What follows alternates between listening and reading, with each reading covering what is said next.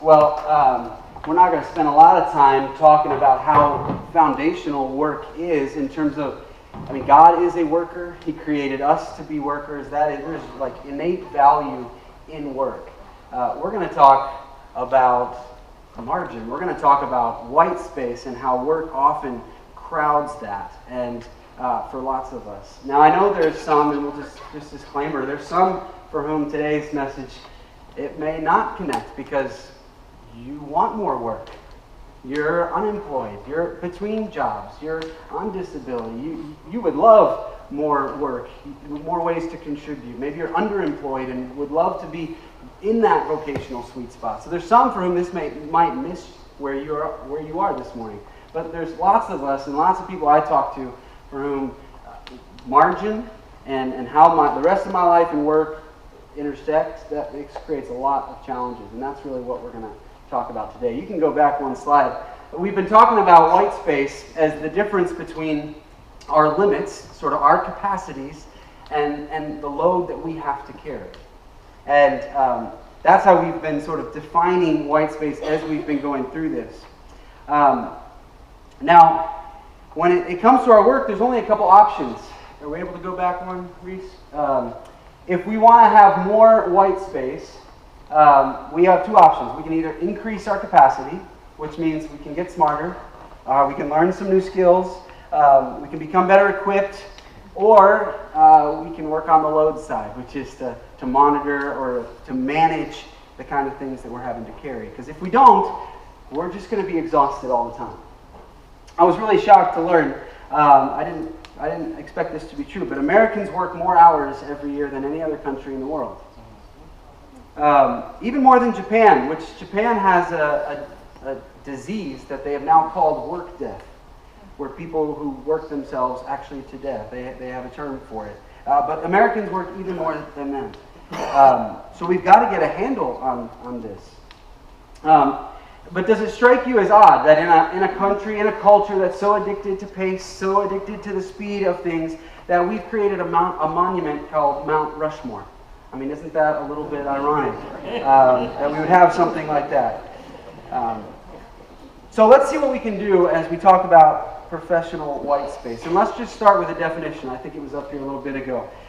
We're trying to achieve a balance between not working, sort of being lazy, way on that side, all the way over to overworking. We're trying to navigate this ground in here. We want to honor God with what we do. Our work matters, as we heard. God's created us to work. We don't want to run away from it. But we don't want to allow our work to consume us and to become its own God. So, in other words, there's a difference between having a good work ethic and becoming a workaholic. There's a difference there. And so how do we navigate in between this? I read this week that 1 in 6 Americans says every week that, how can I get off this treadmill? 1 in 6. You look down your row, there's probably 6 people in your row. 1 of the 6 of you this week said, I want out of what I'm doing. Now, that doesn't mean they resign. That doesn't mean they actually are going to act on that. But that's how people feel about their work. And something seems wrong about that. Something seems like we need to figure out how to have some margin to make this thing called work a little bit more sustainable. So here we go. We're going to play with this idea of white space. I'm going to give us 3 ideas to think about. The more I get into this, I realize that this could be a series for a whole month just on this topic. But let's get started on it this morning. Let's start with this verse. You're going to talk about work and Scripture. This is a pivotal verse. This is the Apostle Paul. He's talking to a bunch of Christians. These people we would call employees. Paul, he refers to them as slaves. Not in slaves in the way we think in the 1800s in our country necessarily.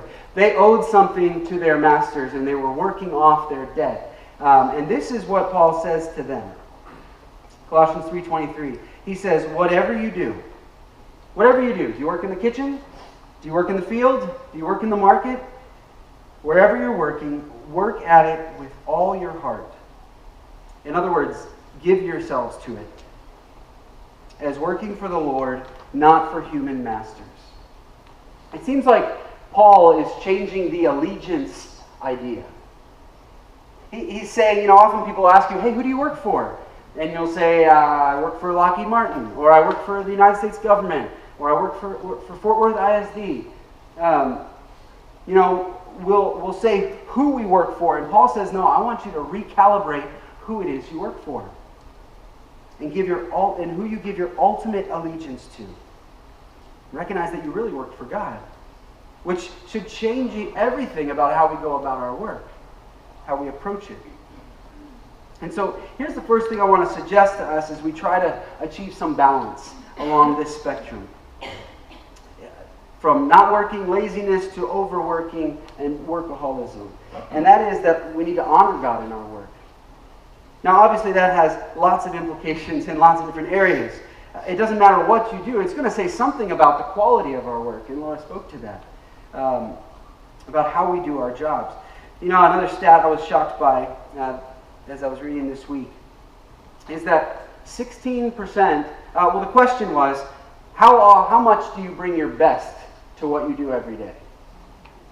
And 16% of Americans said, I don't bring my best every day. It's just not that important. And I can't imagine that being the attitude of somebody who ultimately says, I'm really working for God.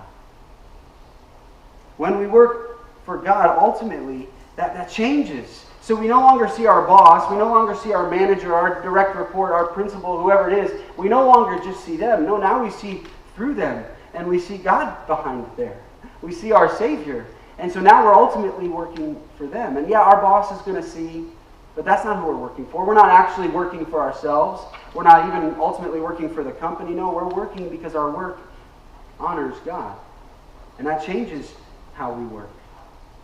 It also brings a lot of value to even the most menial tasks because it can honor Him in the way we do it. Now, the problem in our culture especially is that the demands that are expected of us and the rewards that are given to us, that our work provides, it leads us to not only just doing our work, but to having our work do something for us that it was never intended to do. Which is to give us our sense of identity. Our work can provide things for us. Some of us are still working hoping that someone's going to say, I appreciate you. You're valuable here. You're important. We couldn't make it without you. And while all of those things are great signals to hear from the people we work for, that's not the ultimate place we're supposed to find that sense of value from. And yet many of us are looking to work to provide that. I really appreciated what Benjamin Honeycutt said. He said, the job can resemble secular religion. Promising, now look what he says it promises. The job can resemble secular religion, promising personal identity, salvation, purpose and direction, community, and a way for those who believe truly and simply in hard work to make sense out of the confusion of life. And more than one person I read about this week said, I often choose work because I don't like the chaos at home. And so for too many of us, we look to work to provide something that it was never intended to provide. When we do that, look to something for what it wasn't intended to give, that's the basic definition of idolatry. Things we're supposed to look to receive from God, we look to somewhere else. And that's what work can become.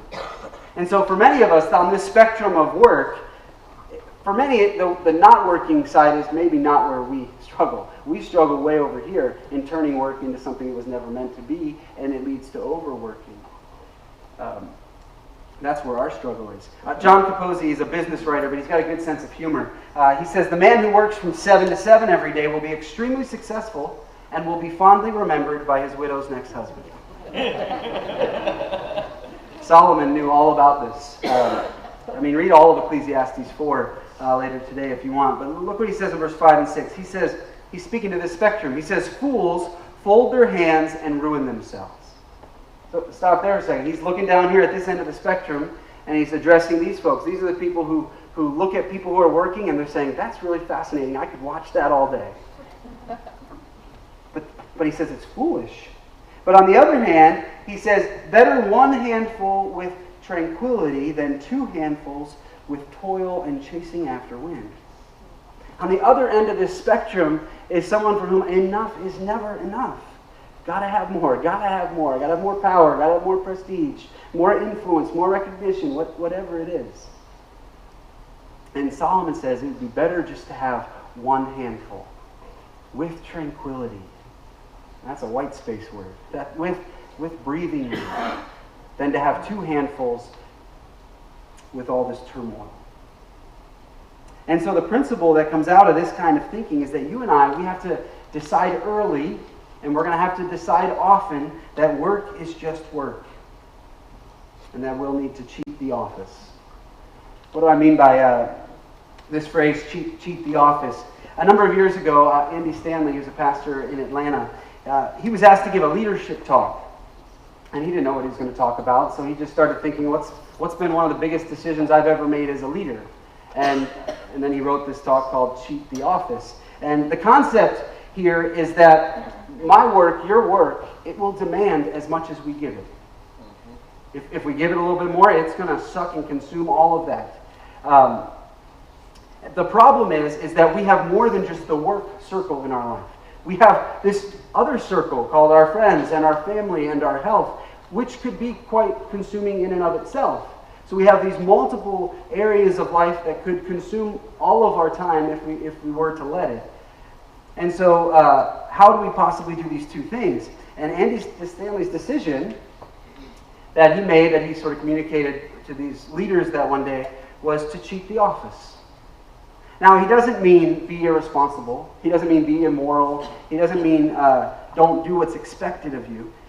He just means if I'm going to have to cheat, if I'm going to have to choose where am I going to give less in one arena or the other, the best decision I can make is to cheat the office.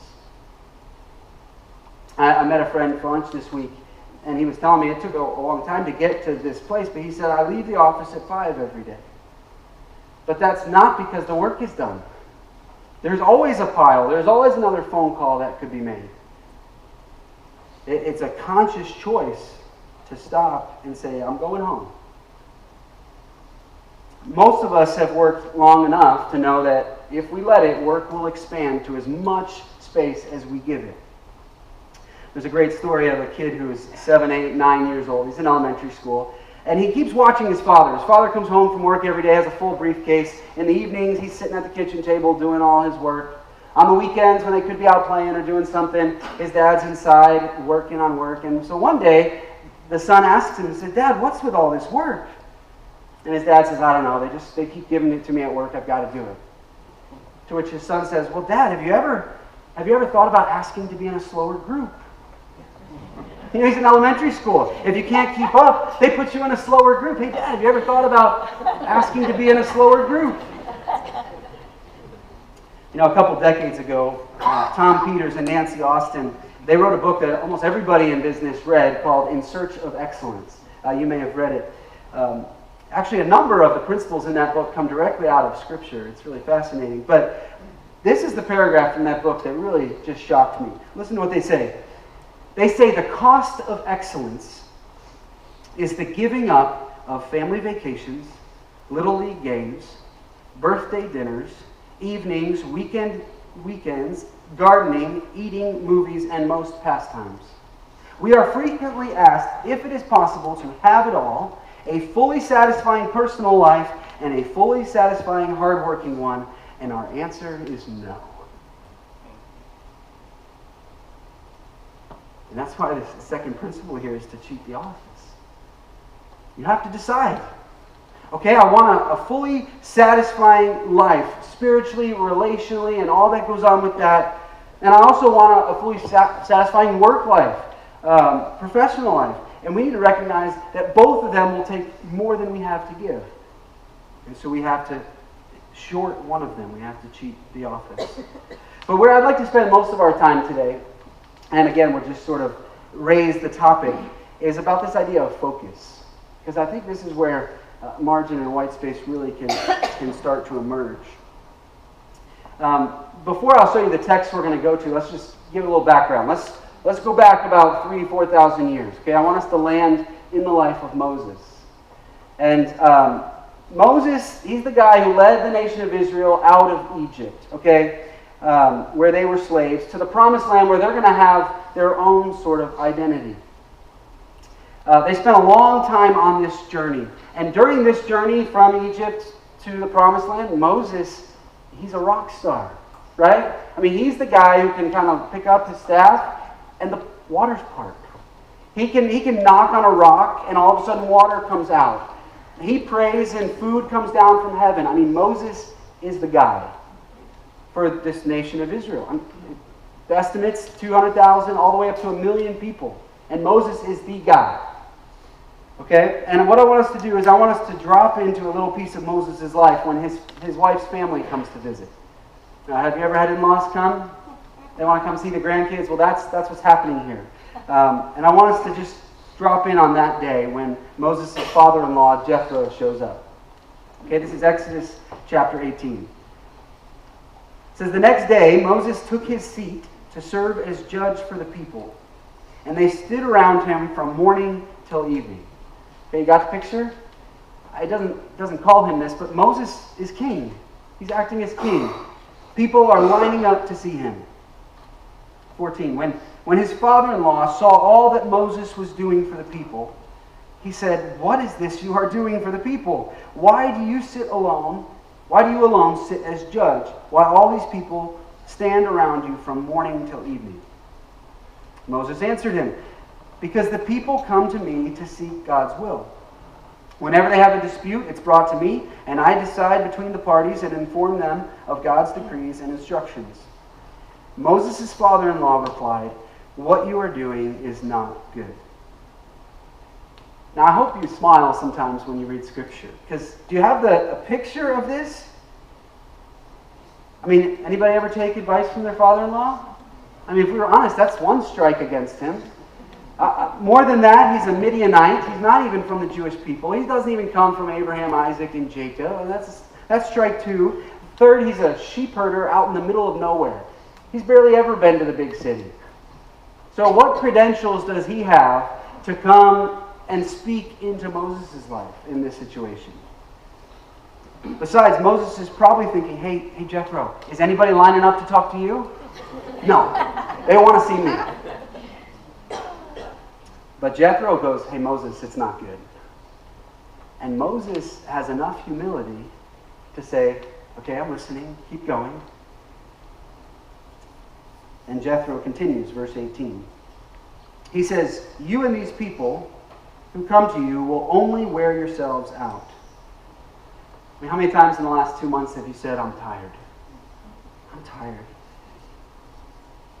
The work is too heavy for you. You cannot handle it alone. Listen now to me, and I will give you some advice, and may God be with you. You must be the people's representative before God and bring their disputes to Him. Teach them His decrees and instructions. Show them the way they are to live and how they are to behave. But select capable men from all the people, men who fear God, trustworthy men who hate dishonest gain, and appoint them as officials over thousands, hundreds, fifties, and tens." In other words, Moses, focus. Moses, there's a couple of things that you and you alone can do. Focus on those. What you're doing is not bad. These disputes, they have to be settled. But Moses, it's not in the sweet spot of your gift mix. Moses, you're the one who's been on the mountain. You're the one that's heard from God. You're the one who knows His ways. You need to teach us that stuff. Settle the big disputes. That's fine, Moses. But we will have you do that. But there's other people who can do the stuff that you are not good at, so that you can focus. Focus, in a single word, would be his advice to Moses. He goes on in verse 22.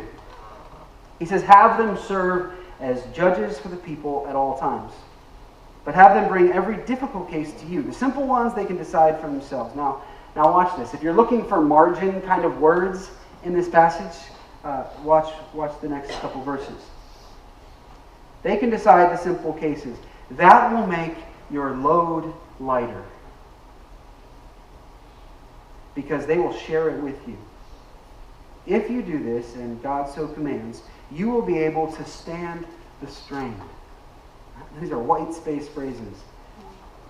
And all these people will go home satisfied. He's saying this is a win-win for everybody. Verse 24, Jen's dad's convinced this is my life verse. He sends it to me often. Exodus 18:24. Moses listened to his father-in-law and did everything he said. So here's the deal. Behind all of this is a principle that you and I are not equally good at everything. Right?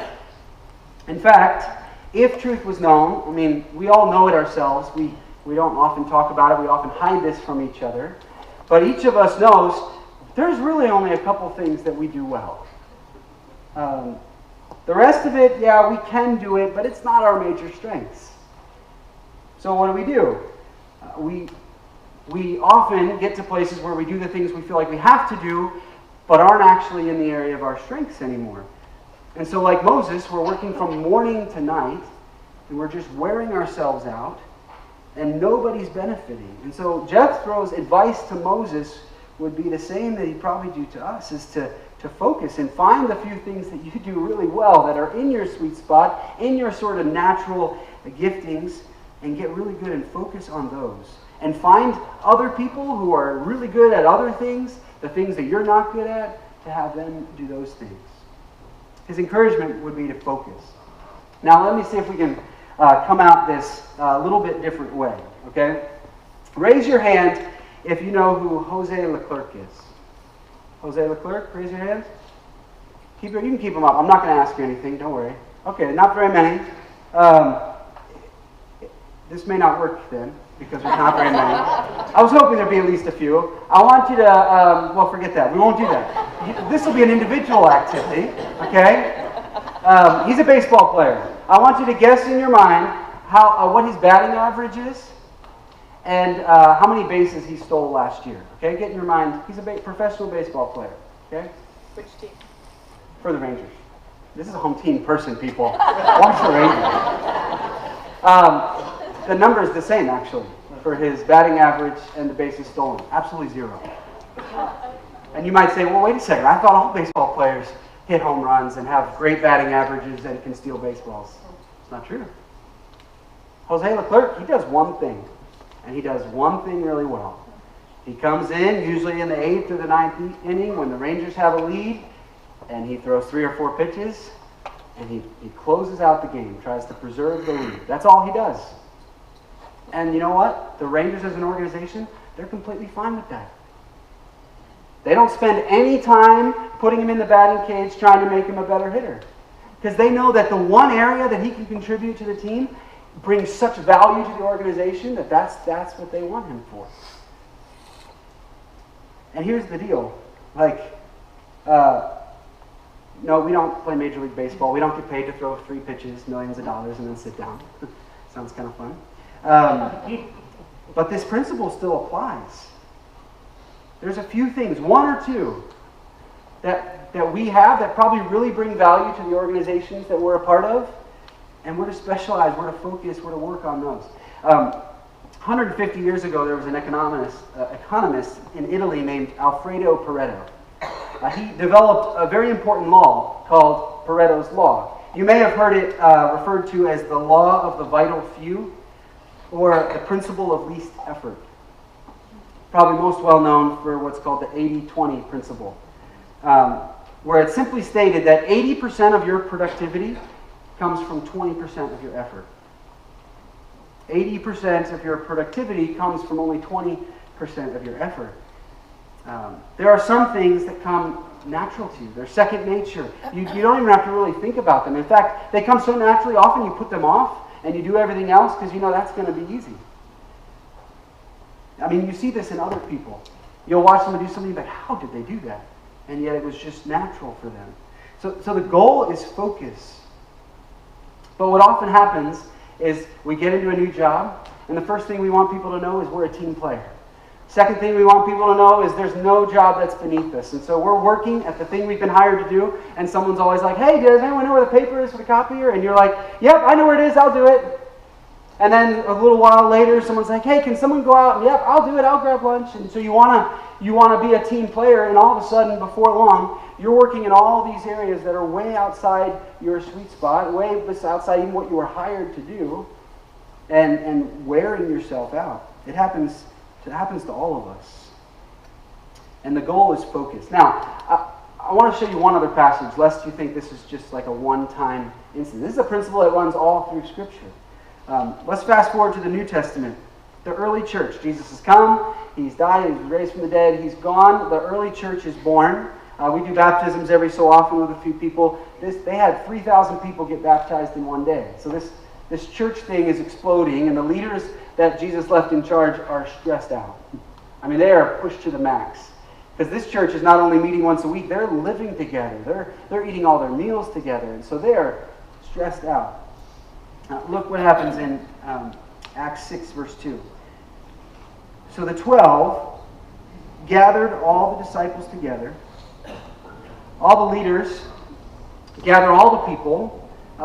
There was a dispute. Some of the widows had gotten missed in the distribution of food, and it's caused a big enough ordeal that it's come all the way to the leaders.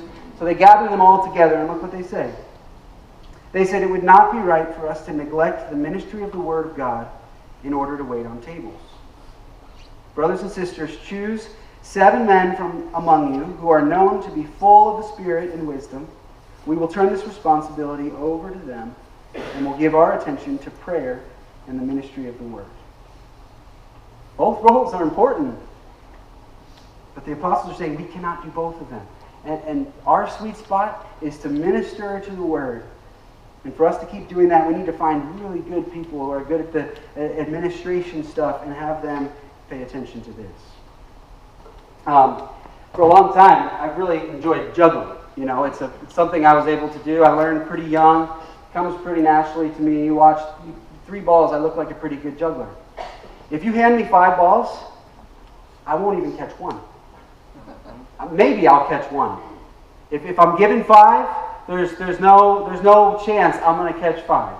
So if you hand me 5 balls and you watch me, you're going to say, Johnny's not a juggler. But it's just not true. It's just more than I can handle. And I think that's what often happens in work, is we allow ourselves to get overextended, and then we can't even, we'll do really well at the few things we're given at first, and then we're given more, and we take on the more, and now we can't handle any of it. Right? And that's why the goal here is focus. Now, I probably know what you're thinking. I can't go out and hire out all my weaknesses tomorrow. This is not something that many of us can immediately apply today. This is really the bullseye on the target that we can shoot for. Because in real small ways, tomorrow, we can sort of give more weight to our strengths, and we can sort of spend a little less time on some of our weaknesses. We can do that in small ways tomorrow, but in the next year or 3 years, we can start to maneuver and make some changes to be more in the areas that God has gifted us to. The point of all of this, the point of this whole series, margin's never for margin's sake. The point is never that we can sort of sit back and put our feet up and sort of live the good life. That has not been the point of this margin series. The point of this series has been health. Has been how do we get to a point where spiritually and relationally and financially and vocationally we are the most healthy, where we can contribute the most to what God wants us to do into His kingdom. He's given us work to do. No work is not the answer. Overwork is not the answer. It's as we follow Him, as we've said every week, He's going to lead us a little bit back from the edge to a place where we can sustain what we're doing in health and be available to Him and to His kingdom. Let me pray for us.